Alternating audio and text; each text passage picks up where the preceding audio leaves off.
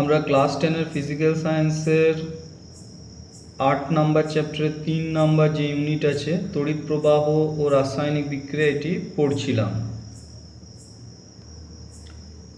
আজকে আমরা চলে যাব 114 পাতায় তড়িৎ বিশ্লেষণের প্রয়োগ এই টপিকটিতে। 114 পাতায় তড়িৎ বিশ্লেষণের প্রয়োগ। তো দেখো, তড়িৎ বিশ্লেষণে তিনটি গুরুত্বপূর্ণ প্রয়োগ আছে। একটি হচ্ছে ধাতুর নিষ্কাশন, একটি হচ্ছে ধাতুর শুদ্ধিকরণ, আর একটি হলো তড়িৎ লেপন। তাহলে তড়িৎ বিশ্লেষণের তিনটি গুরুত্বপূর্ণ প্রয়োগের নাম: 1 নাম্বার ধাতুর নিষ্কাশন, ওই ধাতুরই কোনো যৌগ থেকে; 2 নাম্বার হচ্ছে ধাতুর শুদ্ধিকরণ; 3 নাম্বার তড়িৎ লেপন। তো আমরা একটা একটা করে আলোচনা করব। প্রথমে ধাতুর নিষ্কাশন, এই ঘটনাটা কি দেখো, তার আগে আমি বলি, এটা তোমরা ক্লাস 8-এও পড়েছো, আবার পড়বে। এই 8 নাম্বার চ্যাপ্টারেরই ধাতুবিদ্যা যে ইউনিটটা আছে সেখানে গিয়ে, সেখানে তড়িৎ রাসায়নিক শ্রেণী বলে 128 পাতায় দেওয়া আছে তড়িৎ রাসায়নিক শ্রেণী। সেখানে মৌলগুলিকে এইভাবে সাজানো হয়: সোডিয়াম কে, ক্যালসিয়াম Ca, তারপর sodium Na, magnesium Mg, aluminium Al, zinc Zn, লোহা Fe, Sn, tin Pb, lead, তারপরে হাইড্রোজেন H, তারপরে Cu কপার, তারপরে Hg মার্কারি, তারপরে Ag রূপো, তারপরে থাকতো এখানে Au সোনা। তো আমরা ক্লাস 8-এ পড়েছি যে কোন মৌলটির সক্রিয়তা বা সবচেয়ে বেশি সক্রিয় মৌলের নাম কি তোমরা জানো, সেটা হচ্ছে তোমরা জানো সেটা হচ্ছে পটাশিয়াম কে। সবচেয়ে বেশি সক্রিয় ধাতুর নাম হচ্ছে পটাশিয়াম কে। তো এখানে দেখো, প্রথম দিকে যে নামগুলো আছে একদম উপরে, potassium, calcium, sodium, magnesium, aluminium, এগুলো একদম উপরের দিকে আছে। এদের সক্রিয়তা হচ্ছে খুবই বেশি এবং এদেরকে বলা হয় উচ্চ তড়িৎ ধনাত্মক ধাতু। কি বললাম? এদের সক্রিয়তা হচ্ছে খুবই বেশি এবং এদেরকে বলা হয় উচ্চ তড়িৎ ধনাত্মক ধাতু। তো আমরা এই যে উচ্চ তড়িৎ ধনাত্মক যে ধাতুগুলি আছে, অর্থাৎ সোডিয়াম, ম্যাগনেসিয়াম, ক্যালসিয়াম, অ্যালুমিনিয়াম, এই ধাতুগুলিকে তাদের যৌগ থেকে নিষ্কাশন করতে পারি তড়িৎ বিশ্লেষণের সাহায্যে। কি বললাম? তড়িৎ রাসায়নিক শ্রেণীতে একদম উপরের দিকে যে ধাতুগুলো আছে, অর্থাৎ উচ্চ ধনাত্মক তড়িৎ ধনাত্মক যে ধাতুগুলো আছে, সোডিয়াম, ম্যাগনেসিয়াম, ক্যালসিয়াম, অ্যালুমিনিয়াম, এই ধাতুগুলিকে তাদের যৌগ থেকে নিষ্কাশন করতে পারি তড়িৎ বিশ্লেষণ প্রক্রিয়ার সাহায্যে। যেমন NaCl থেকে Na নিষ্কাশন করা যায়, সেটা আমরা অলরেডি পড়ে ফেলেছি। NaCl থেকে Na কিভাবে নিষ্কাশন করা হয় আমরা দেখেছি। NaCl এর জলীয় দ্রবণে তড়িৎ বিশ্লেষণ যদি ঘটানো হয় তাহলে আমরা দেখেছি যে ক্যাথোডে সোডিয়াম ধাতু উৎপন্ন হয়। NaCl এর জলীয় দ্রবণের তড়িৎ বিশ্লেষণ ঘটালে আমরা দেখেছি ক্যাথোডে সোডিয়াম ধাতু উৎপন্ন হয়। একইভাবে অ্যালুমিনিয়ামের একটি যৌগ হচ্ছে Al2O3, এর নাম হচ্ছে অ্যালুমিনা। অ্যালুমিনিয়ামের একটি যৌগের নাম হচ্ছে Al2O3 বা অ্যালুমিনা। এখান থেকে আমরা অ্যালুমিনিয়াম নিষ্কাশন করতে পারি। অ্যালুমিনিয়ামের যৌগ Al2O3 বা অ্যালুমিনা থেকে আমরা অ্যালুমিনিয়াম ধাতুটিকেও তড়িৎ বিশ্লেষণ পদ্ধতির সাহায্যে নিষ্কাশন করতে পারি। তো আমাদেরকে এখন যেটা পড়তে হবে, এই Al2O3 বা অ্যালুমিনা থেকে কিভাবে অ্যালুমিনিয়াম ধাতুকে নিষ্কাশন করা যায় সেই সংক্রান্ত কয়েকটি প্রশ্নের উত্তর আমাদেরকে করতে হবে। Al2O3 অ্যালুমিনিয়ামের যৌগ, অ্যালুমিনা যার নাম, সেখান থেকে অ্যালুমিনিয়াম ধাতুকে নিষ্কাশন সংক্রান্ত যে ইম্পর্টেন্ট কোশ্চেনগুলো আছে সেগুলো আমরা একটু দেখে নেব। দেখো, প্রশ্ন কি আসে এখান থেকে, যে অ্যালুমিনিয়াম ধাতু নিষ্কাশনে ভোল্টামিটারে ক্যাথোড, অ্যানোড ও তড়িৎ বিশ্লেষ্য পদার্থ রূপে কি কি ব্যবহৃত হয়? এবং ক্যাথোড ও অ্যানোডে যে বিক্রিয়াগুলি ঘটে সেগুলি লেখো। আবার পড়ছি দেখো, Al2O3 অর্থাৎ অ্যালুমিনিয়ামে যে যৌগ যার নাম অ্যালুমিনাস, এখান থেকে অ্যালুমিনিয়াম ধাতু নিষ্কাশন করব তড়িৎ বিশ্লেষণের সাহায্যে। তো তড়িৎ বিশ্লেষণ করতে গেলে আমাদের ভোল্টামিটার প্রয়োজন হয়, সেই ভোল্টামিটারে ক্যাথোড, অ্যানোড এবং তড়িৎ বিশ্লেষ্য পদার্থ লাগে। তো সেই ক্যাথোড, অ্যানোড এবং তড়িৎ বিশ্লেষ্য পদার্থ রূপে এক্ষেত্রে কী কী ব্যবহৃত হয় তাদের নামগুলো জানতে হবে, এবং ক্যাথোড আর অ্যানোডে কী কী বিক্রিয়া ঘটে বা কী কী উৎপন্ন হয় সেগুলো আমাদেরকে জানতে হবে। তো দেখো আমরা চলে আসবো বইতে পেজ নাম্বার 114-তে। তো আমার প্রথম যে প্রশ্নটা ছিল যে অ্যালুমিনিয়াম ধাতু নিষ্কাশনে ভোল্টামিটারে ক্যাথোড, অ্যানোড ও তড়িৎ বিশ্লেষ্য পদার্থ রূপে কী ব্যবহার করবে। তো এটা দেখো এইখানে পেয়ে যাবে তোমরা।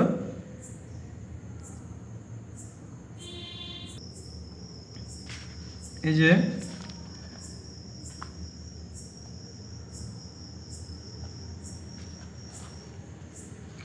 দেখো তড়িৎদ্বার যে হেডিংটা দেওয়া আছে ওইখানে লেখা আছে দেখো যে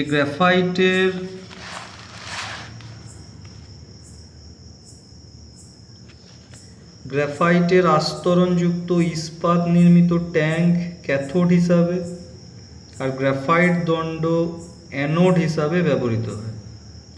তো এইগুলো একটু মনে রাখতে হবে, গ্রাফাইটের আস্তরণযুক্ত ইস্পাত নির্মিত ট্যাঙ্ক ক্যাথোড হিসাবে আর গ্রাফাইট দণ্ড অ্যানোড হিসাবে ব্যবহৃত হয়। তড়িৎ বিশ্লেষ্য পদার্থ রূপে ব্যবহৃত হয় গলিত ক্রায়োলাইটের বিশুদ্ধ অ্যালুমিনা ফ্লুওস্পার, অর্থাৎ অ্যালুমিনাটা তো ব্যবহার হবে Al2O3 গলিত অবস্থায়, তার সাথে সাথে ক্রায়োলাইট এবং ফ্লুওস্পার এই দুটো যৌগ ওর সাথে মেশাতে হবে। ঠিক আছে, তাহলে Al2O3 বা অ্যালুমিনা থেকে অ্যালুমিনিয়াম ধাতু নিষ্কাশনের ক্ষেত্রে ভোল্টামিটারে তড়িৎদ্বার হিসাবে কি কি ব্যবহার করব না, গ্রাফাইটের আস্তরণযুক্ত ইস্পাত নির্মিত ট্যাঙ্ক এটা ক্যাথোড হিসাবে ব্যবহৃত হবে, গ্রাফাইট দণ্ড এটা অ্যানোড হিসাবে ব্যবহৃত হবে, আর গলিত অবস্থায় যে অ্যালুমিনা অর্থাৎ Al2O3 যে যৌগটা গলিত অবস্থায় সেটা তড়িৎ বিশ্লেষ্য পদার্থ হিসাবে ব্যবহৃত হবে, কিন্তু তার সাথে মিশ্রিত হবে ক্রায়োলাইট এবং ফ্লুওস্পার নামে আরও দুটি যৌগ। ঠিক আছে, ছিল এর সাথে আরেকটা যে কোশ্চেন ছিল সেটা হচ্ছে ক্যাথোড ও অ্যানোডের কি কি বিক্রিয়া ঘটে, ক্যাথোড এবং অ্যানোডে কি কি বিক্রিয়া ঘটে। তো আমরা চলে আসবো দেখো এখানে Al2O3 অ্যালুমিনা এটা গলিত অবস্থায় যখন এর মধ্য দিয়ে আমরা কারেন্ট পাঠাবো তখন এটা দুটো আয়নে ভাঙবে, 2Al3+, Al3++ আয়ন এবং 3O2- আয়ন, এই দুটো আয়ন উৎপন্ন হলো। এবারে আমরা জানি ক্যাথোড মানে হচ্ছে ব্যাটারির যেটা ঋণাত্মক প্রান্তের সাথে যুক্ত থাকে, তাহলে সেখানে আকর্ষিত হবে প্লাস আয়ন অর্থাৎ Al3+ আয়ন। তো নিয়ে 2Al3+ প্লাস 6E 6টা ইলেকট্রন যুক্ত হচ্ছে, নিয়ে 2Al অর্থাৎ অ্যালুমিনিয়াম ধাতু উৎপন্ন হলো ক্যাথোডে। ঠিক আছে, অ্যালুমিনিয়াম ধাতু উৎপন্ন হলো ক্যাথোডে। আর অ্যানোড যেহেতু ব্যাটারির প্লাস প্রান্তের সাথে যুক্ত থাকে তাহলে সেখানে আকর্ষিত হবে O2- আয়নটা, নিয়ে 3O2- 6E 6টা ইলেকট্রন ত্যাগ হলো, নিয়ে 3O 3টে অক্সিজেন পরমাণু আরও 3টে অক্সিজেন পরমাণুর সাথে যুক্ত হয়ে 3টে অক্সিজেন অণু অর্থাৎ অক্সিজেন গ্যাস তৈরি হলো কোথায় না অ্যানোডে। সুতরাং আমাদের ছিল Al2O3 যৌগটি, তড়িৎ বিশ্লেষণ ফলে আমরা ক্যাথোডে দেখো অ্যালুমিনিয়াম ধাতু পেয়ে গেলাম, অর্থাৎ Al2O3 থেকে অ্যালুমিনিয়ামকে আমরা নিষ্কাশন করতে সক্ষম হলাম। তাহলে Al2O3 তড়িৎ বিশ্লেষণ হবে গলিত বা দ্রবীভূত অবস্থায় Al3+ আর O2- আয়নে বিশ্লিষ্ট হবে, ক্যাথোডে আকর্ষিত হবে Al3+। সেটি ইলেকট্রন গ্রহণ করবে এবং অ্যালুমিনিয়াম ধাতুতে রূপান্তরিত হবে, অ্যানোডে আকর্ষিত হবে। যেহেতু অ্যানোড ব্যাটারি প্লাস প্রান্তের সাথে যুক্ত থাকে, তাই এখানে আকর্ষিত হবে O2 মাইনাস ঋণাত্মক আয়ন। এটা আবার ইলেকট্রন ত্যাগ করে অক্সিজেন পরমাণুতে পরিণত হবে। অক্সিজেন পরমাণুগুলো যুক্ত হয়ে অক্সিজেন অণু অর্থাৎ অক্সিজেন গ্যাস তৈরি করবে। সুতরাং আমাদের কাছে ছিল অ্যালুমিনিয়ামের যৌগ অ্যালুমিনা বা L2O3, তা গলিত বা দ্রবীভূত অবস্থায় তড়িৎ বিশ্লেষণ ঘটালাম এবং ক্যাথোডে আমরা পেয়ে গেলাম অ্যালুমিনিয়াম। তাহলে L2O3 থেকে আমরা অ্যালুমিনিয়ামটাকে বের করে নিতে সক্ষম হলাম তড়িৎ বিশ্লেষণ পদ্ধতির সাহায্যে। এবার আমরা দ্বিতীয় যে প্রয়োগটা আছে তড়িৎ বিশ্লেষণে তাতে চলে যাব। ধাতু শুদ্ধিকরণ।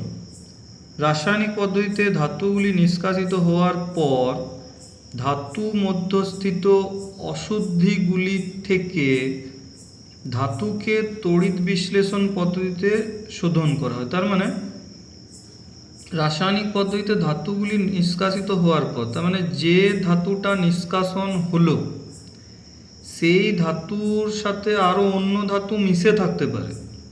তা আমাদের যে ধাতুটা প্রয়োজন একদম সেই ধাতুটাকেই বের করে আনতে হবে। অর্থাৎ যে অশুদ্ধিগুলো আছে সেইগুলোকে তাড়িয়ে দিয়ে যে ধাতুটা আমাদের প্রয়োজন সেই ধাতুটাকেই বের করে নিয়ে আসতে হবে। এটারই নাম হচ্ছে ধাতুর শুদ্ধিকরণ। এটাও আমরা তড়িৎ বিশ্লেষণ প্রক্রিয়ার সাহায্যে করতে পারি। তোমাদের সিলেবাসে যেটা আছে সেটা হলো কপার ধাতুর শোধন বা পিউরিফিকেশন অফ কপার। তো সেই কপার ধাতুর শোধন যদি তড়িৎ বিশ্লেষণ পদ্ধতিতে করতে হয় তাহলে আমরা জানি তড়িৎ বিশ্লেষণ পদ্ধতির যে উপকরণ, ভোল্টামিটারের মধ্যে আমাদেরকে তড়িৎ বিশ্লেষ্য পদার্থ রাখতে হবে। তো এক্ষেত্রে তড়িৎ বিশ্লেষ্য পদার্থ রূপে কপার সালফেট CuSO4 এর জলীয় দ্রবণ নিতে হবে এবং তার সঙ্গে সামান্য পরিমাণ 1% H2SO4 যোগ করা হয় যাতে দ্রবণের পরিবাহিতা বাড়ে, অর্থাৎ আয়নের সংখ্যা বেড়ে যায়, অনেক বেশি কারেন্ট পরিবহন করে। আর তড়িৎদ্বার হিসাবে ক্যাথোডে একটা পাতলা বিশুদ্ধ কপার ধাতুর পাত আর অ্যানোডে অবিশুদ্ধ কপারের মোটা দণ্ড ব্যবহার করা হবে। তাহলে আমরা এখন পড়ব কপার ধাতুর শোধন কিভাবে করা হবে, অর্থাৎ কপারের সাথে অন্য যে ধাতুগুলো মিশে আছে তাদেরকে তাড়িয়ে আমাদেরকে বিশুদ্ধ কপারটাকে বের করে নিয়ে আসতে হবে। তো পদ্ধতিটা আমরা একটু ডিটেলসে দেখে নিই। তাহলে এখন আমরা পড়ব কপার ধাতুর কিভাবে শোধন করা হয় তার যে পদ্ধতিটা সেটা আমরা একটু দেখে নিই। তো কপার ধাতু শোধন আমরা করব তড়িৎ বিশ্লেষণ প্রক্রিয়ার সাহায্যে। আর তড়িৎ বিশ্লেষণ প্রক্রিয়ার সাহায্যে করতে গেলে আমাদেরকে একটা পাত্র নিতে হবে, যে পাত্রটার নাম হচ্ছে ভোল্টামিটার। ভোল্টামিটারে আমরা তড়িৎ বিশ্লেষ্য পদার্থটিকে রাখবো। এক্ষেত্রে তড়িৎ বিশ্লেষ্য পদার্থ হিসাবে CuSO4 এর জলীয় দ্রবণ রাখা হবে। তারপর যে দুটো তড়িৎদ্বার, সেই দুটো তড়িৎদ্বারের একটা হচ্ছে অ্যানোড ব্যাটারির প্লাস প্রান্তের সাথে যুক্ত থাকে। অ্যানোড হিসাবে আমরা নেব অবিশুদ্ধ কপারের মোটা দণ্ড। অবিশুদ্ধ কপারের মোটা দণ্ড অর্থাৎ অবিশুদ্ধ কপার মানে এই দণ্ডটাতে কপার তো আছেই, তার সাথে সাথে অন্যান্য ধাতুগুলো মিশে আছে।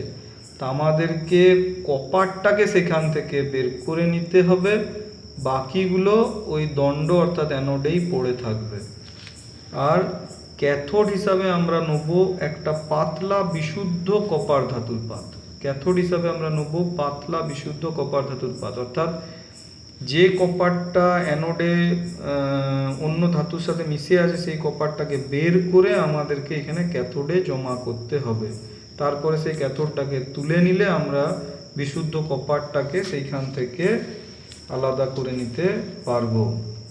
তো দেখো, CuSO4 এর জলীয় দ্রবণের মধ্য দিয়ে যখন আমরা ব্যাটারির সাহায্যে কারেন্ট পাঠাবো তখন এটা Cu2+ ধনাত্মক আয়ন এবং SO4 2- ঋণাত্মক আয়নে বিভাজিত হবে। এরপর অ্যানোডে কি বিক্রিয়া ঘটবে দেখো।